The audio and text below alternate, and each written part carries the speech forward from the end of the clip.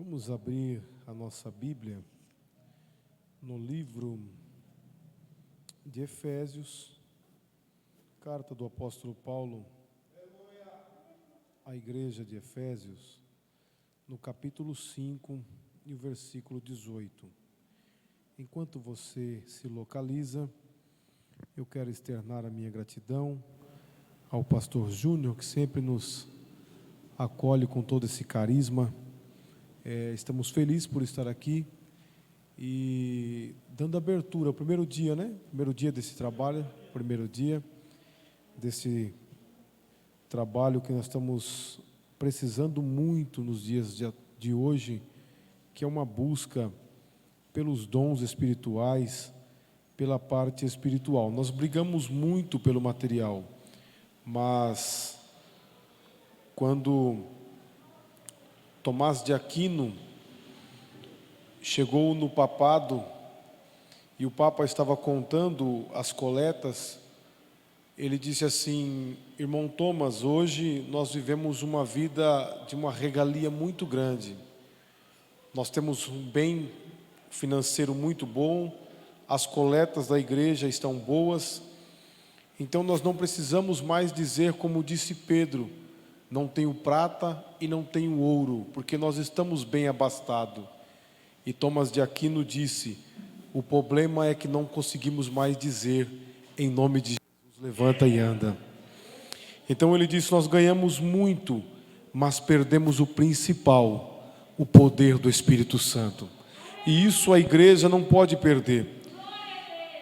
Eu vi um comentarista dizendo que se a igreja perde a presença, se a igreja perde o poder do Espírito Santo, se na igreja não houver mais cura, não houver milagre, não houver mais presença de Deus, ela para de ser considerada a igreja, representante na face da terra do Deus Todo-Poderoso, e passa a ser meras reuniões. Então nós não podemos chegar a este ponto. Efésios capítulo 5, versículo 18, diz assim a palavra do Senhor: e não vos embriagueis com vinho, em que há contenda, mas enchei-vos do Espírito. E não vos embriagueis com vinho, em que há contenda, mas enchei-vos do Espírito. Podeis sentar? Meus queridos, eu sei que há um tema para esse trabalho, e o Senhor me direcionou para este versículo. Fiquem tranquilos, eu quero conversar com a igreja esta noite.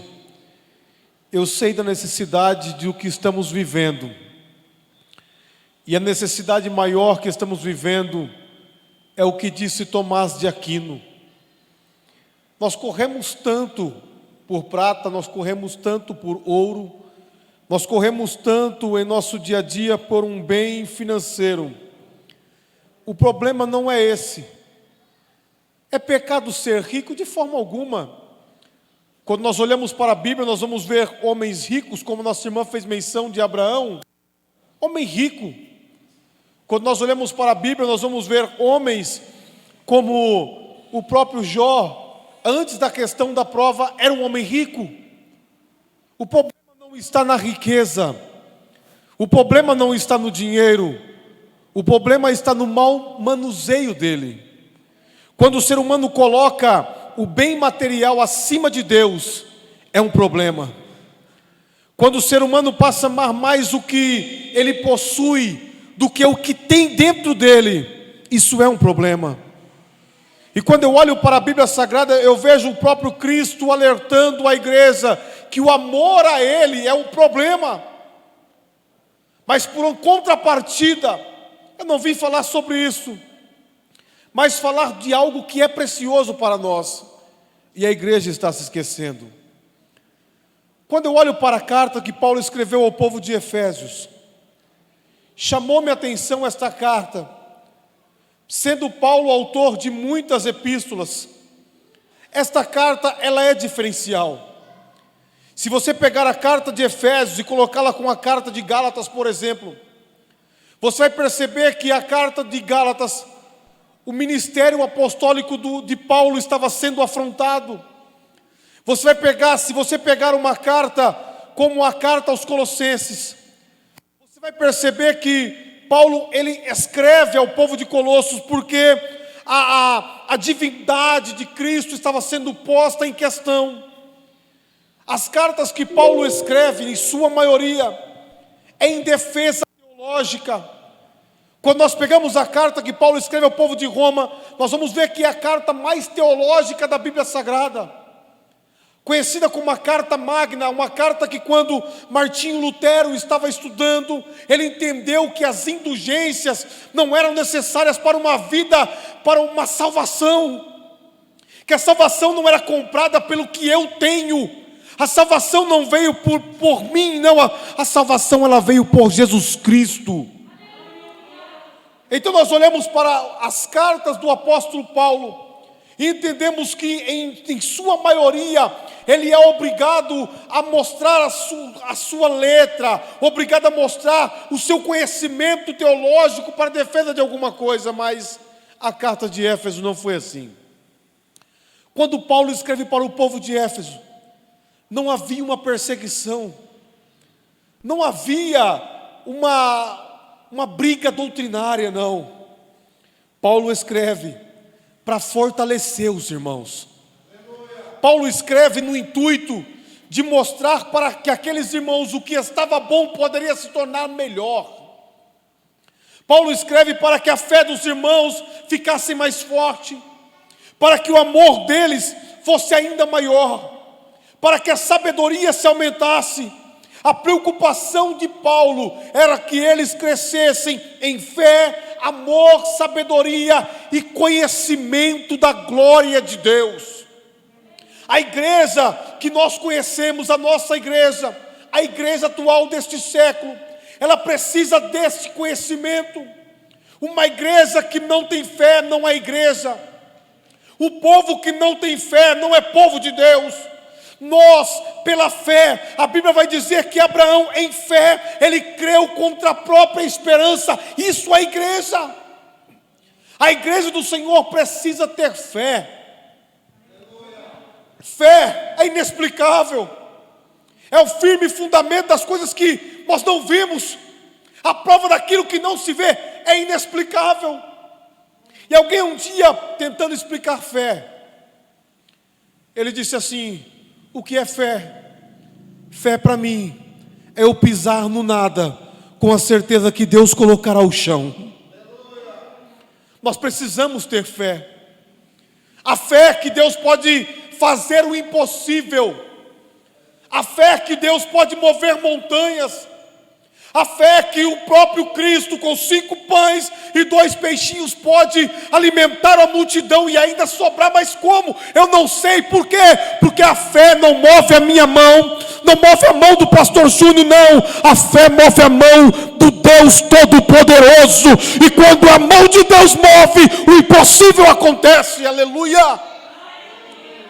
Perceba comigo que Paulo então está alimentando os irmãos da fé. O amor. O povo que não tem amor não é povo de Deus. Uma igreja que não tem amor não é igreja de Deus, porque o próprio Deus é amor. E Paulo está dizendo, irmãos, o amor é necessário. Gente, nós vivemos uma época que o amor está escasso. O gostar entrou, o tolerar entrou. E quando eu olho para o que era para ser igreja,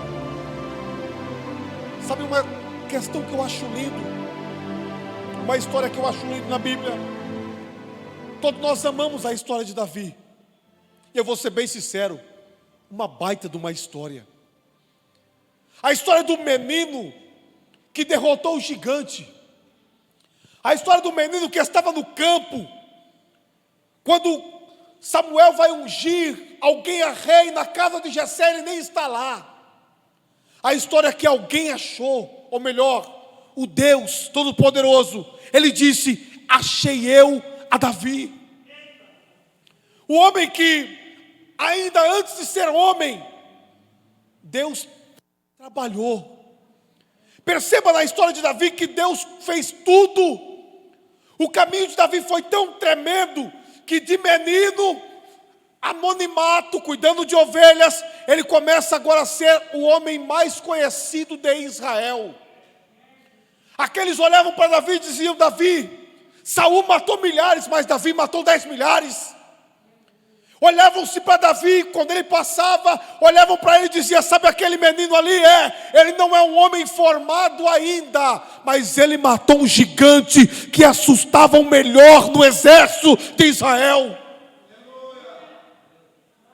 Mas sabe o que eu acho interessante? Sem merecer, Davi é colocado na caverna. Ele é perseguido. Ele é o homem mais perseguido do império. Ele é defamado. E a defamação de Davi é tão séria que ele é obrigado a correr. Ele é obrigado a se esconder. E a Bíblia vai dizer que ele vai para a caverna de Adulão. E dentro da caverna de Adulão, eu acho lindo isso. De repente, uma voz conhecida ecoa por dentro da caverna. A voz de quem? A Bíblia vai dizer que o pai, a mãe e os irmãos descem para a caverna. A Bíblia vai dizer que o seu pai, sua mãe e seus irmãos, eles saem da terra, eles deixam as suas propriedades para ir para a caverna junto com o pequeno Davi. Eu acho linda essa história, por quê? Porque uma família unida em amor supera qualquer obstáculo. Uma igreja unida em amor supera qualquer obstáculo. Quando eu lembro de um pastor que ele dizia assim na escola teológica: se você não pode multiplicar em amor, divida. Amor. Paulo está dizendo para esta igreja que precisa crescer na fé, para a igreja que precisa crescer no amor, na sabedoria. Nós precisamos ter sabedoria. E aí Paulo também diz: essa igreja, ela precisa ter pleno conhecimento da revelação da glória de Deus. A igreja que nós conhecemos não é a igreja que Cristo quer ainda. Aí você vai falar assim: mas irmão, como é que não? Nós estamos crescendo, estamos. Hoje nós conhecemos mais. Hoje o nosso conhecimento é maior. Hoje nós temos uma teologia melhor. Hoje nós podemos olhar para a Bíblia e até então disseminá-la em conhecimento. Podemos falar, discutimos, perdemos tempo, começamos a brigar em calvinismo, arminianismo. Mas sabe o que eu acho interessante? Há uns 20 anos atrás, o povo nem sabia o que era arminianismo, o que era calvinismo. Não tinha briga por esta razão, mas tinha poder do Espírito Santo para expulsar demônios, para curar, para salvar, para dizer: ei, em nome de Jesus, levanta e anda. E o coxo levantava em nome de Jesus, câncer expelido e a cura chegava. Não tinha-se o conhecimento na letra de hoje, mas tinha o conhecimento da glória de Deus. Nós precisamos desse conhecimento. Paulo está escrevendo para esta igreja, dizendo: vocês precisam deste conhecimento.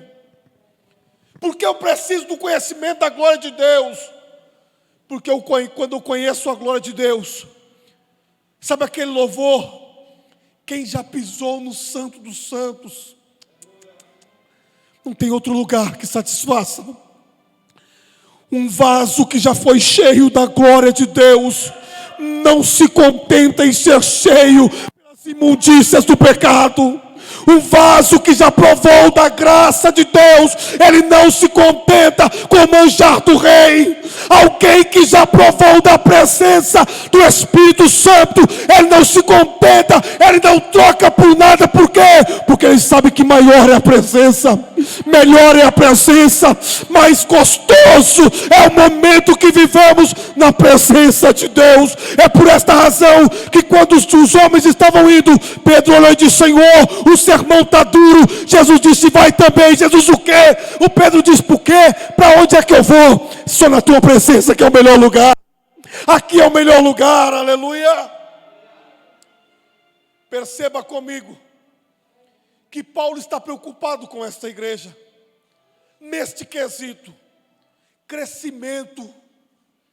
Eles tinham sim um pouco, mas Paulo estava dizendo, vocês precisam de mais. Crescimento. Crescimento de fé.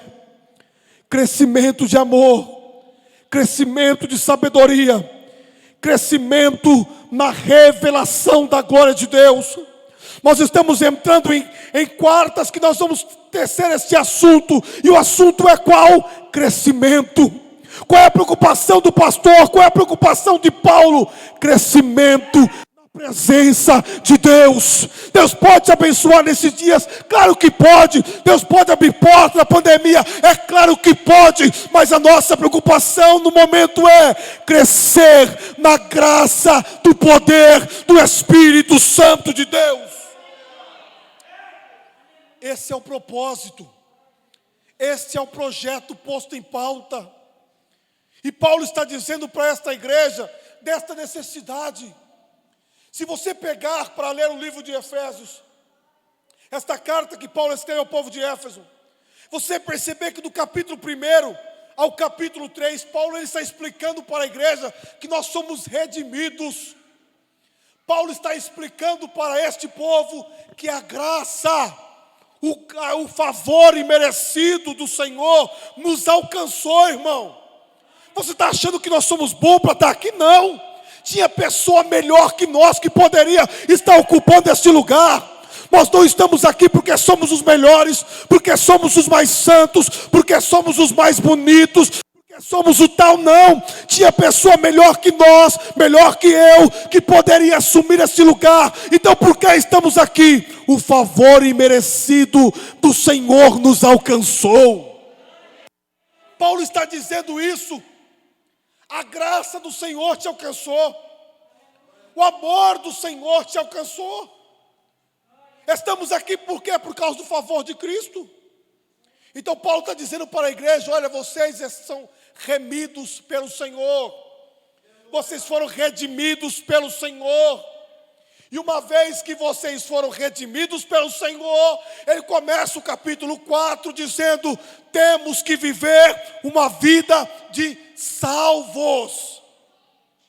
Escute aqui, a salvação, a vida de salvo não é somente no céu.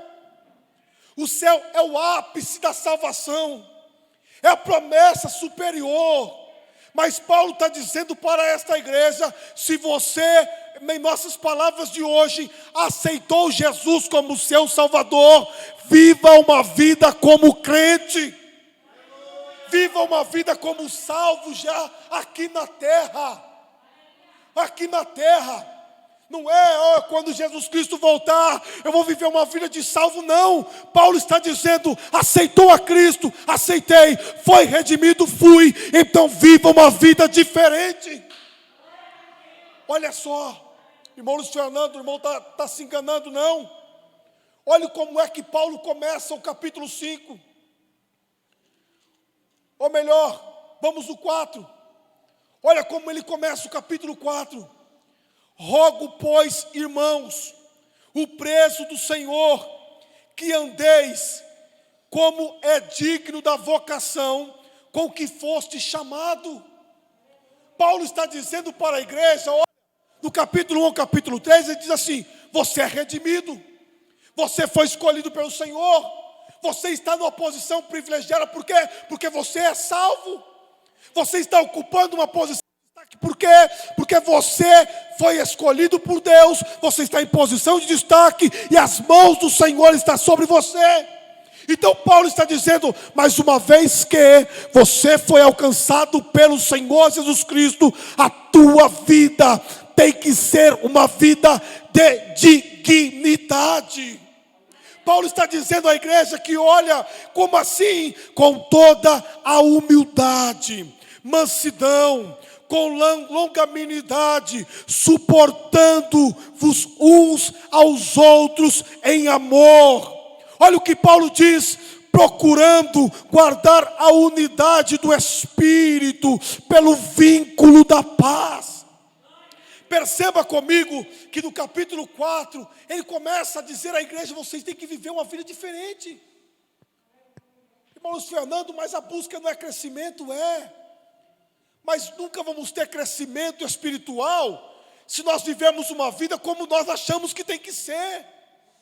O problema é que nós estamos vivendo uma época onde muitas pessoas pegam a palavra e aplicam ela a seu bel prazer, massageando o ego. Mas o próprio Cristo, Ele nunca massageou o ego de ninguém. Ele foi claro: você quer? Quero. Então toma a sua cruz e me siga. Sem cruz não me segue. Você tem que tomar a cruz. Era símbolo de sofrimento. E aí sim, tomou a cruz. Venha após mim. Anda comigo, caminha comigo.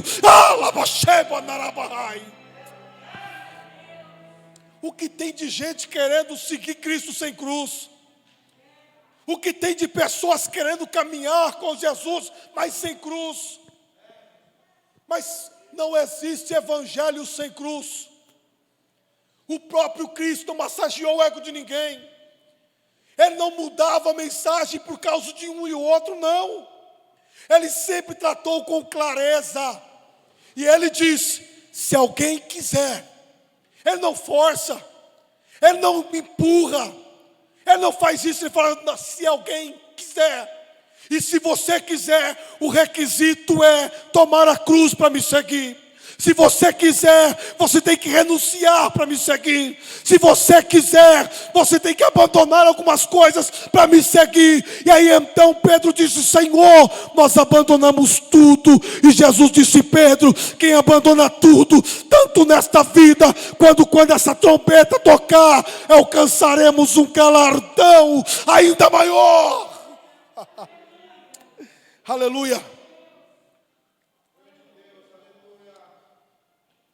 Evangelho é esse, irmão. Eu vi a irmã orando aqui, dizendo: Senhor, nos confronta com a palavra. Eu falei: então é ela mesmo. A palavra que nos confronta é esta. A palavra genuína, verdadeira. Esse negócio que nós estamos vendo aí, de tanto só receba a chave, receba isso, receba aquilo. Deus pode dar, Ele pode, quando Ele quiser Ele dá. Forçar, irmãos, eu estava dando uma aula e eu me lembrei agora, e quando eu dava aula eu dizia assim: quem somos nós? Como algumas pessoas pregam, você tem que pressionar Deus. Pelo amor de Deus, quem sou eu para pressionar o Todo-Poderoso, irmão? Ele faz como Ele quer, do jeito que Ele quer, na hora que Ele quer, da maneira que Ele quer. E eu aceito. Por quê? Porque Ele é o Pai, eu sou o Filho, Ele é o Senhor, eu sou o servo, Ele é o Rei dos Reis. E eu estou alguém, eu sou apenas alguém, um escravo aos pés dEle. Então eu olho para Paulo dizendo para a igreja: irmãos, vive uma vida de salvo. Ande como salvo já aqui. Ele está dizendo aos irmãos: ame, ajude, tenha paciência. Esse negócio que o evangelho veio para mim e não teve mudança nenhuma, não é evangelho, não é vida. Então ele está dizendo para esta igreja, do capítulo 1 ao capítulo 3, que vocês são salvos, glória a Deus. Mas do capítulo 4 em diante, ele aplica como tem que ser vivido. Nós falamos de culto, nós falamos de restauração, mas não há restauração na vida que nós vivíamos antes, não tem. Perceba comigo, se nós abrimos em 2 Crônicas, depois você lê em sua casa, o capítulo 29, você vai ver que Ezequias, ele decide abrir o templo que estava fechado. Ezequias, ele quer restaurar o culto. E quando Ezequias ele vai para restaurar o culto, ele pega e manda uma carta para os levitas. E diz o seguinte para os levitas: levitas, primeiro passo, santifique-se. Sabe por que Ezequias diz isso? porque ele sabia que as coisas de Deus é santa, e para tocar nas coisas de Deus tem que ter uma vida de santidade. Então Ezequias, ele diz: levitas, o culto estava parado, a porta do templo estava fechada, nós vamos retomar, nós vamos abrir de novo. Para tanto, começa a santificar a sua vida primeiro. Ele chama os levitas e diz assim: levitas, a vida está santificada. Os levitas: agora sim. Começa o culto? Não. Abre as portas? Ainda não. Então o que vai fazer? Passos na vida. Santificou. Depois que santificou, a Bíblia vai dizer que ele entra no templo e tira tudo aquilo que não prestava, tudo aquilo que estava lá dentro. Mas, irmão, não é o templo, mas infelizmente tinha muita coisa ali dentro que não era para estar. E a Bíblia chama de imundícia. É templo, mas tem coisa imunda. É templo, mas tem coisa que não é para estar lá dentro. É templo, mas tem muita coisinha debaixo do tapete. É templo, mas tem muito quarto que Deus não pode entrar. É templo, mas está ocultando alguma coisa, e diz: Jesus tem todo o patrimônio da casa, é dele, ele pode entrar em tudo, mas chega naquele quarto que está trancado, porque tem coisas lá dentro que eu não quero que Jesus veja. Mas se Jesus é o dono da casa, deixa ele fazer uma varredura em todos os cômodos, tirar o que não presta. Por quê? Porque ele só habita em templo limpo.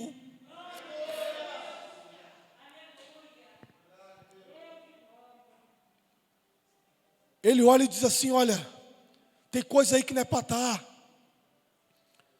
Vamos aplicar para nós. Tem alguns sentimentos que não era para estar ali. Tem alguns desejos que não era para estar lá.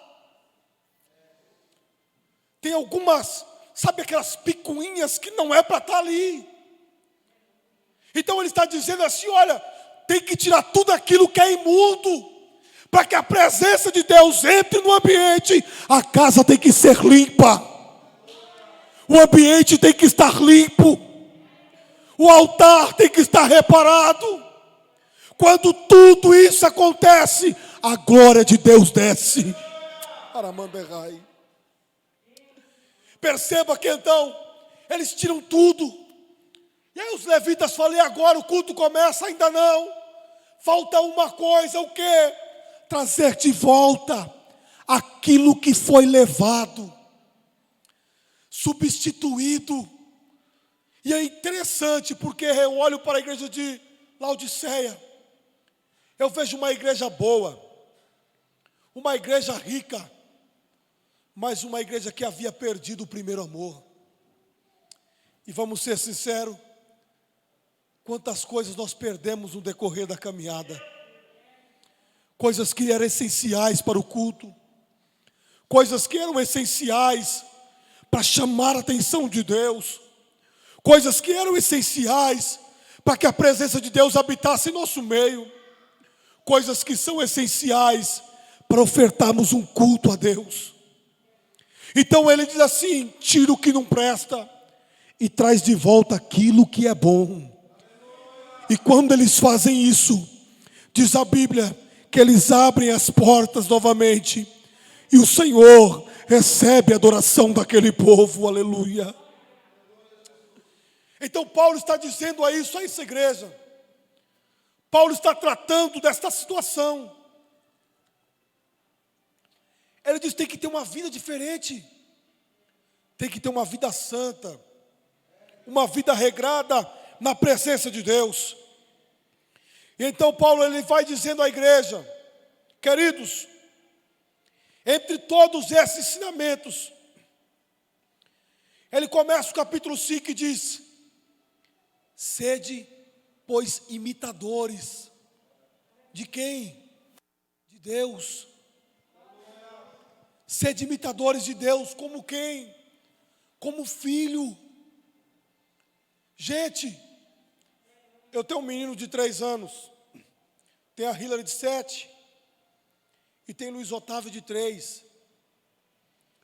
Irmãos, eu me policio no máximo, porque pensa no menino que gosta de imitar o pai. Eu brinco com alguma coisa, quando eu vou ver ele está brincando também. Se eu faço alguma coisa, ele faz também. Eu tenho um hábito, que todos os dias quando eu chego em casa, ele me chama e fala: pai, olha o que eu sei fazer. E o que eu faço, ele faz. E Paulo está dizendo o seguinte, irmãos: imita o Pai, imita o Deus Todo-Poderoso. Quando eu vejo Paulo escrevendo para a igreja de Corinto, ele não tendo a presença de Cristo ali em carne para mostrar, não se tinha os evangelhos para aplicar. Paulo diz assim: vocês querem imitar Jesus? E o povo diz: nós queremos. E Paulo diz: então faça o que eu faço, porque eu sou imitador de Cristo. Nós precisamos ter esta convicção. A igreja não precisa imitar o mundo. A igreja não precisa imitar tantas coisas da moda. A única coisa que a igreja precisa imitar é o Deus Todo-Poderoso. Porque quando nós imitamos a Deus, nós nos parecemos com Ele. Quando nós imitamos a Deus, nós começamos a falar como Ele. Quando nós imitamos a Deus, nós temos uma fé vinda dEle. Quando nós imitamos a Deus, nós temos o amor que vem dEle. Quando nós imitamos a Deus, nós temos a presença dEle em nosso meio. Aleluia! Então Paulo está dizendo para essa igreja: imite a Deus. Eu vejo tanta gente aí no mundo se preocupado em imitar não sei quem que é da moda, não sei quem que é destaque, não sei quem que é famoso, mas a igreja tem que se preocupar em imitar a Cristo, andar como Cristo andou, pisar aonde Ele pisou. Por que nós temos que fazer isso? Porque assim como Cristo, nós também seremos glorificados.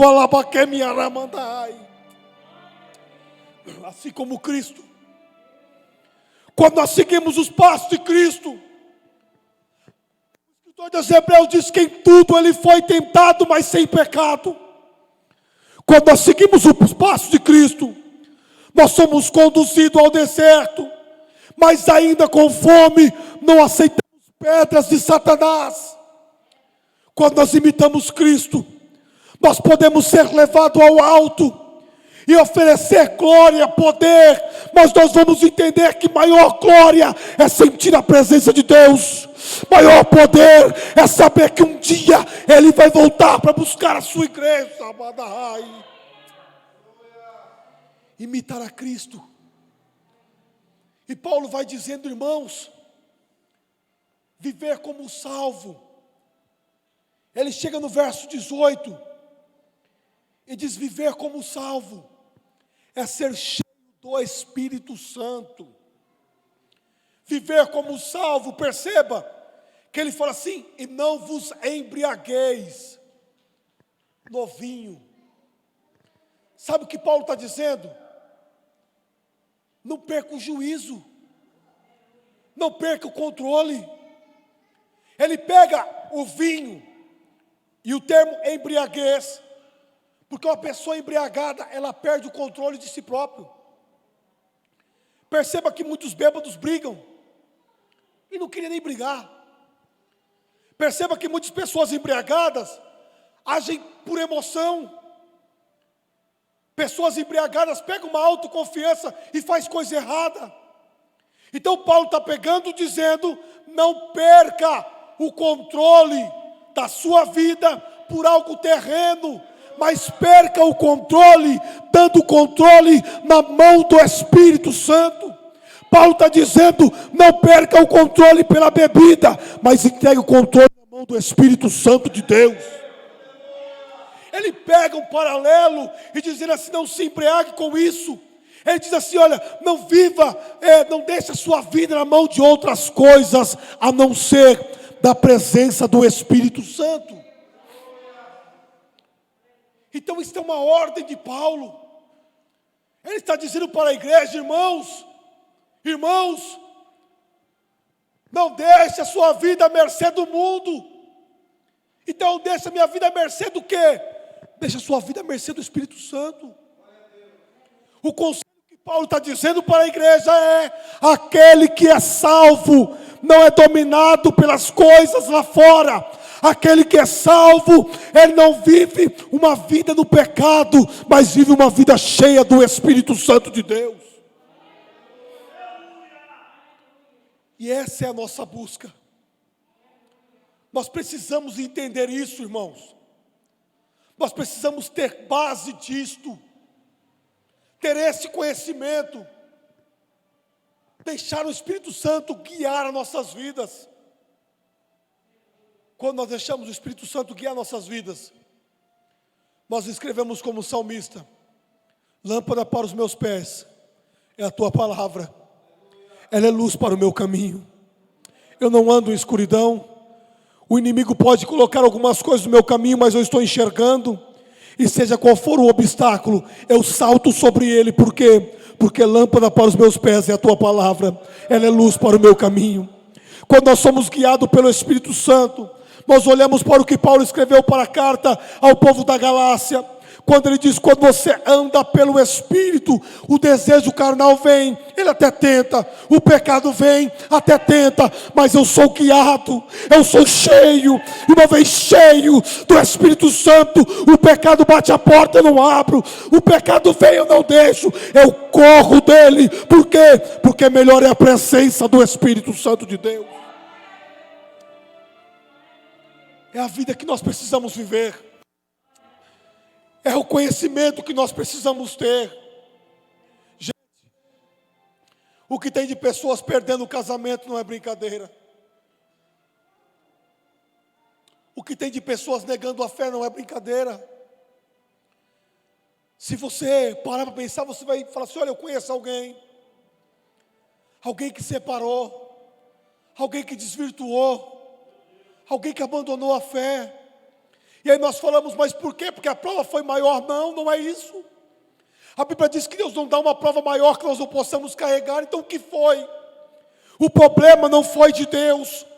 O problema nunca está em Deus. O problema está em nós. Quando nós saímos de perto da fonte, nós secamos. Quando nós saímos de perto do Deus Todo-Poderoso, nós perdemos a fonte da nossa força. Perceba comigo, que quando eu olho para o livro de Crônicas, livro de Reis, nós vamos ver ocasiões onde o vaso está sendo cheio e só para, porque alguém diz: acabou o vaso. Acabando-se o vaso, acabou o azeite. O azeite não acabou tendo vasos. Faltou vaso, acabou o azeite. Por quê? Porque em Deus sempre haverá azeite. Se tiver vaso, tem azeite. Se tiver vaso, ainda há azeite. Azeite para hoje, azeite para amanhã, azeite para depois da manhã, azeite para o outro ano. Por quê? Porque em Deus sempre tem. Em Deus há uma reserva imensurável, há uma reserva que não acaba. Se você for vaso, tem azeite para você. Tem azeite. Tem azeite. O problema nunca foi a falta do azeite, e sim a falta de vaso querendo ter azeite. Mas se você for um vaso, aleluia, aleluia, ainda que seja um vaso trincado, ainda que no processo é um vaso furado, mas se você for um vaso, e um vaso na mão do oleiro, o oleiro tem poder de deitar água no vaso, amassar o barro. E o que eu acho lindo na passagem de Jeremias é que ele não joga o barro fora, ele não descarta o vaso, pelo contrário, com o mesmo vaso, ele pega novamente e torna um barro. e daquele mesmo barro Ele torna um vaso novamente, e este para a glória do Deus Todo-Poderoso. Ei, eu não sei qual é a condição que você está como vaso, mas se você está na mão do oleiro, Ele tem poder para restaurar. O poder é dele. Ele tem condição disso. O que eu faço, irmão Luiz Fernando? Eu dou o primeiro passo. E o que Deus faz? Ele dá outro passo. Eu dou outro passo. E Ele dá outro passo. Porque a Bíblia vai dizer assim: chegai-vos a Deus, e Ele chegará a vós. Se eu chego a Ele, Ele chega a mim. Se eu vou ao encontro dEle, Ele vem ao meu encontro. Se eu caminho ao encontro dEle, Ele não fica parado. Ele conhece as nossas limitações. Se achegue a Ele. Eu trago uma palavra para você esta noite. E a palavra que eu trago a você é: Deus quer sim que você tenha uma vida cheia do seu Espírito. O azeite em Deus não acabou. A presença dEle não enfraqueceu. O poder dEle não diminuiu. Ainda tem azeite que para jorrar em nós. O negócio é: eu chego a Ele, Senhor, eu não estou legal. Ele já sabe disso, mas Ele quer ouvir da tua boca: Senhor, tem umas trincas aqui que precisa ser corrigida. Tem um furinho aqui, Deus, que me impede de ser cheio. Mas se o Senhor quiser, o Senhor pode me amassar. Eu estou à disposição para ser feito vaso novo e ser cheio, cheio, cheio, cheio do teu Espírito. Alabaramandai. Ele quer isso para nossas vidas. Ele quer isso para nós. E Paulo diz: irmãos, não vos embriagueis. Mas eu tenho uma ordem que está no imperativo. Ele está dizendo: seja cheio do Espírito. Deixa o Espírito te dominar. Nós estamos hoje é o primeiro dia. Eu não poderia deixar de trazer isso para você como primeiro dia. Eu tenho certeza que Deus vai falar nesses outros dias também. Eu tenho certeza que pessoas serão batizadas no Espírito Santo. Pessoas que não falavam em línguas serão renovadas. Mas eu trago para você uma base para o que vai ser construído aqui, nesses dias de campanha. E qual é esta base? Para ser cheio do Espírito Santo, precisamos voltar à casa do oleiro, dar uma verificada no vaso, como é que está, corrigir as trincas, corrigir os furos, acertar o vaso direitinho, para ser cheio do Espírito Santo de Deus.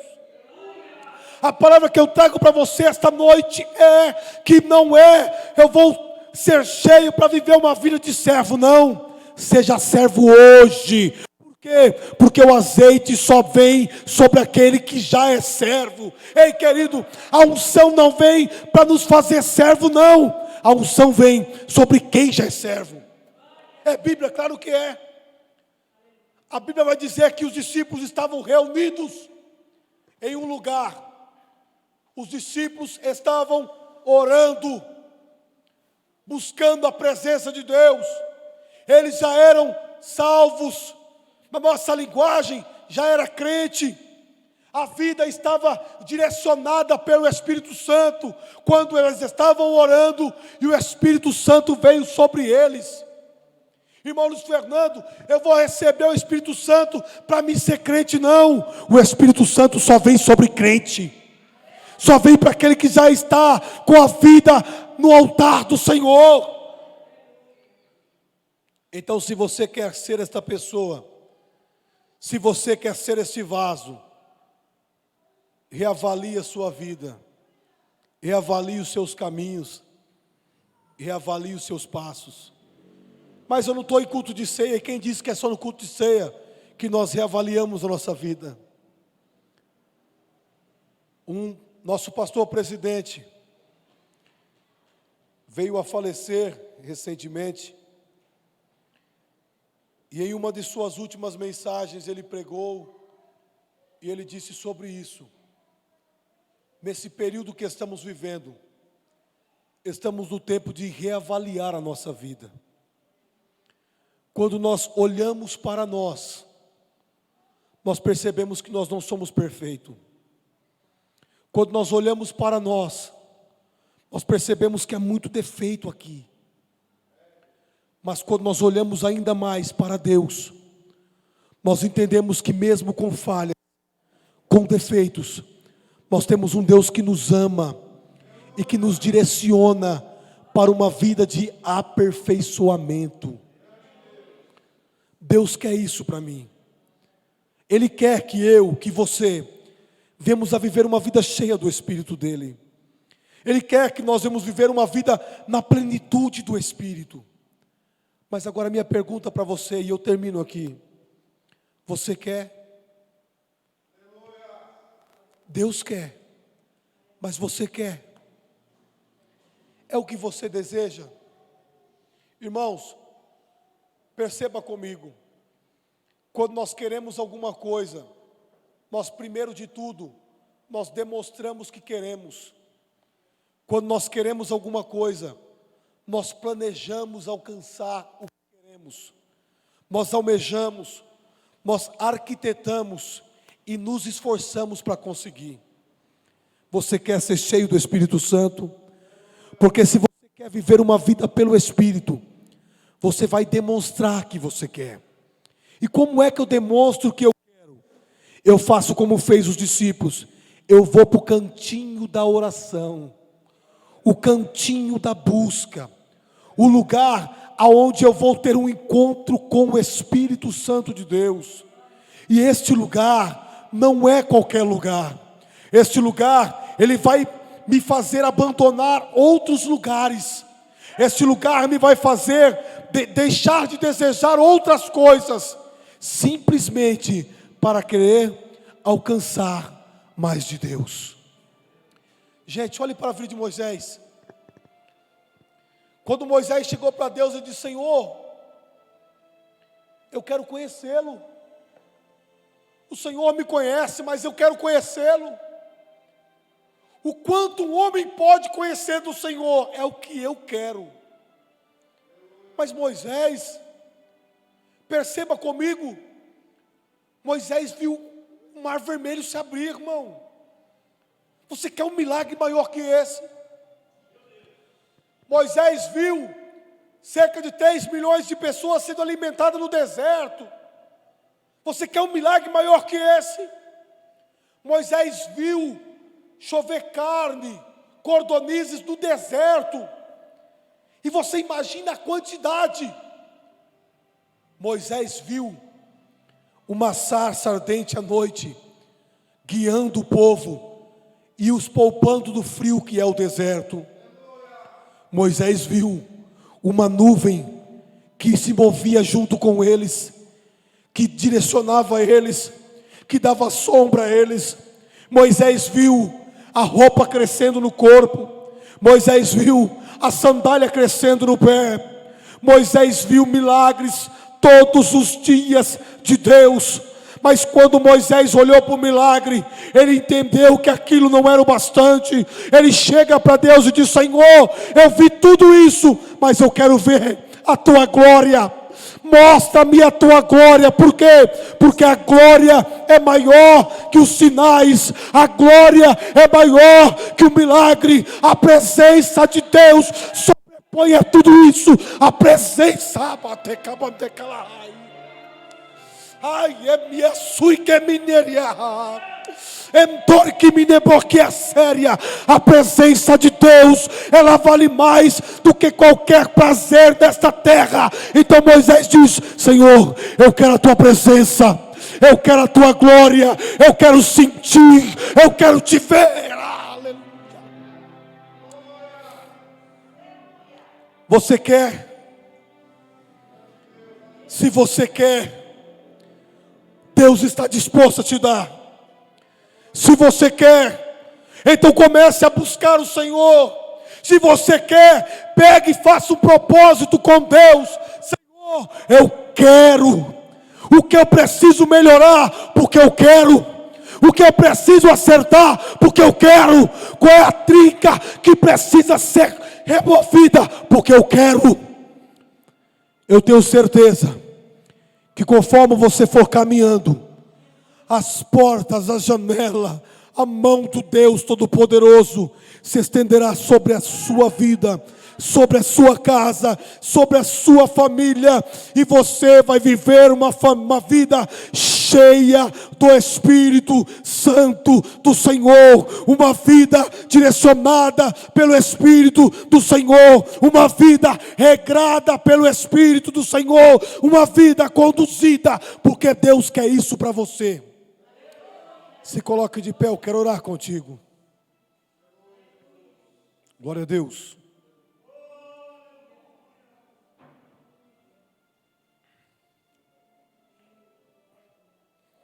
Eu disse a vocês que nós daríamos a palavra inicial, mas se você tomá-la para a sua vida, ela será uma base para o que você pode viver nessa terra.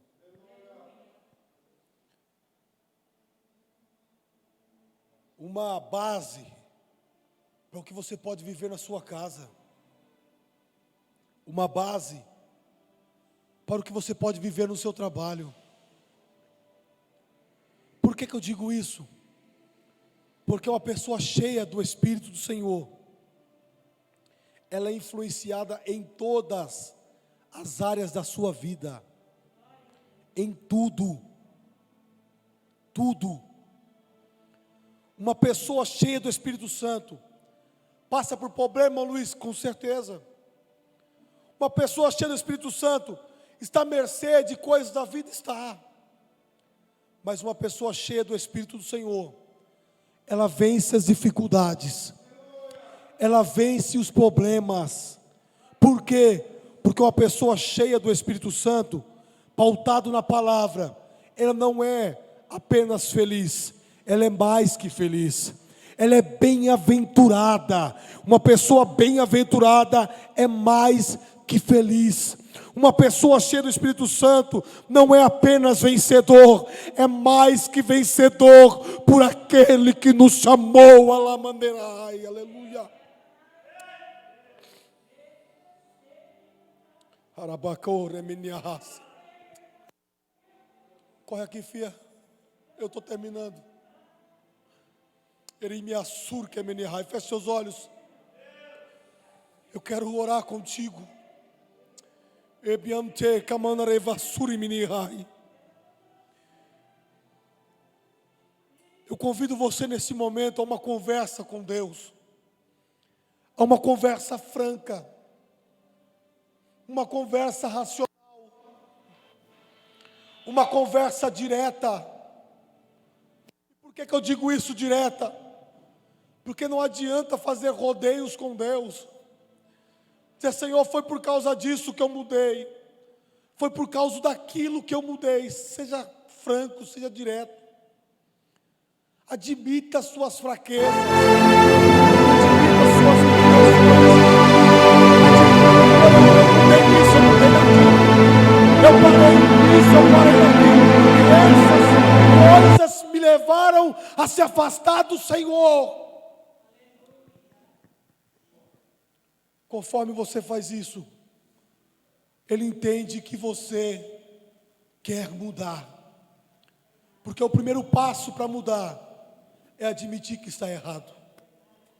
Senhor Deus, meu Pai, eu te dou graças, eu te exalto, eu te engrandeço esta noite. E conforme a palavra que o Senhor pôs ao meu coração, eu não mudei nada, não acrescentei nada, mas também não tirei nada. Conforme o que o Senhor direcionou a minha alma, compartilhei com a tua igreja, compartilhei com o teu povo, entendendo que o Senhor quer que nós venhamos viver uma vida cheia do teu Espírito Santo, entendendo que o Senhor para que nós temos uma vida direcionada. Me dá disposição para aprender de ti. Me dá disposição para mergulhar no mar da oração mais uma vez.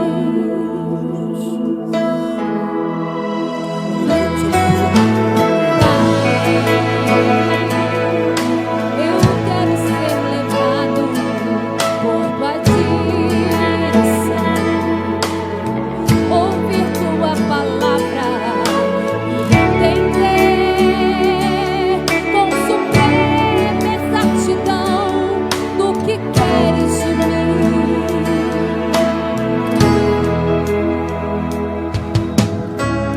Eu não vim aqui pedir mais um milagre, eu não vim aqui apenas de passagem. Você Hoje também eu está vim assim? aqui pra te servir melhor.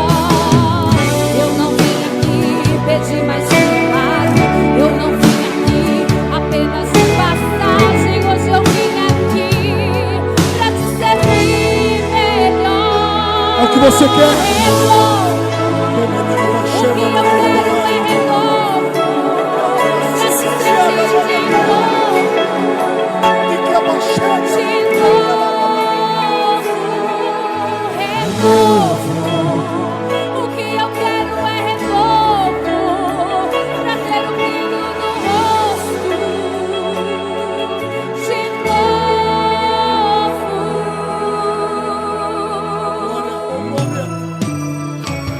Eu não vim aqui pedir mais um milagre, eu não vim aqui apenas de passagem. Hoje eu vim aqui pra te servir melhor. Eu não vim aqui pedir mais um milagre, eu não vim aqui apenas de passagem. Hoje eu vim aqui pra te servir melhor. Renovo. O que eu quero é renovo, pra te sentir de novo,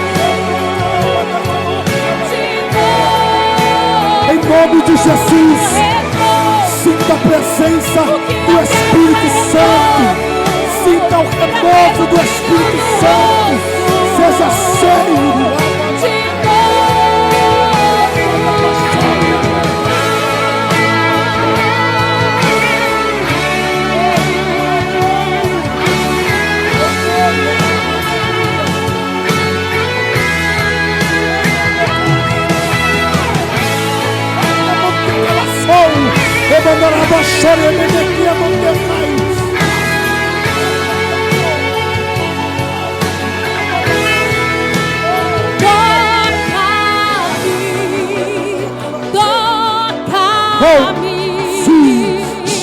Dei mais um passo, darei, nada farei sem ti.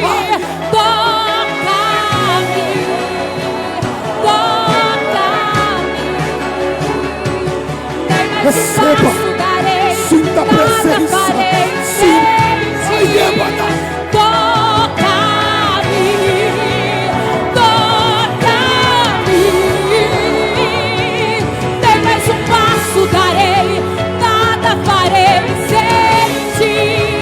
Toca-me. Em nome de Jesus, em nome de Jesus, em nome de Jesus.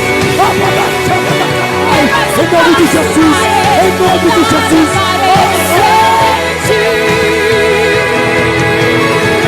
Tem renovo na casa, tem renovo na casa,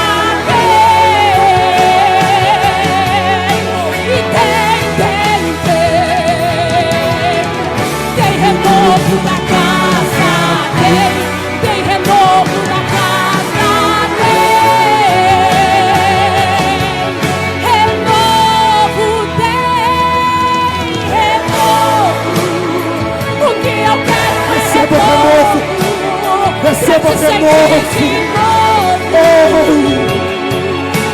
Não vos embriagueis do vinho, mas seja cheio, cheio, cheio, cheio, cheio do Espírito.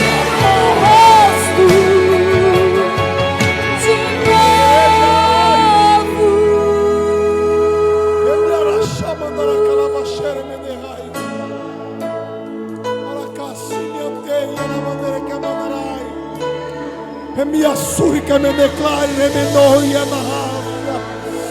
Turque me do confiante que ante embana sube da calacia emantu como na cala sobe para camanta cana que me do possui a nação.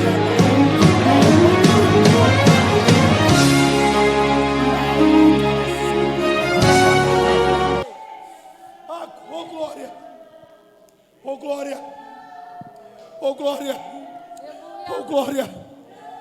Eu sinto que Ele quer renovar nossas vidas ainda mais. Eu sinto que Ele quer derramar ainda mais. Anderia manchou, amandacai, emanda súbia, no tu Espírito e ali adorarei o nome de Jesus. Ao Deus do meu amor. Preenche todos os cantos de nossa vida, Espírito Santo. Que tudo em nós venha pertencer ao Senhor. Tudo em nós venha ser teu. Tudo em nós venha clamar pelo Senhor. Tudo em nós, glória, em nome de Jesus. Em nome de Jesus.